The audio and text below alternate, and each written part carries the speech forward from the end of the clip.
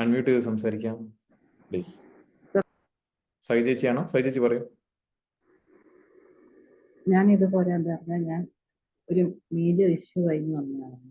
എൻ്റെ സർജറി കഴിഞ്ഞ് വന്നയാളാണ്. അപ്പോൾ എനിക്കിതുപോലെ തന്നെ ഒന്നും ഉറക്കമില്ലായിരുന്നു, തീരെ ഉറക്കമില്ലായിരുന്നു. ഒരു 2 മണിക്കൂർ കിട്ടിയാൽ അത് ഭാഗ്യം എന്ന് വിചാരിക്കുന്നതായിരുന്നു. പക്ഷെ ഇപ്പം എനിക്ക് കിട്ടുമ്പോൾ ഉറങ്ങിയിട്ട് മതിയാകുന്ന രീതിയാണ്. അത്രയും ഒരു നല്ല ഇതാണ്.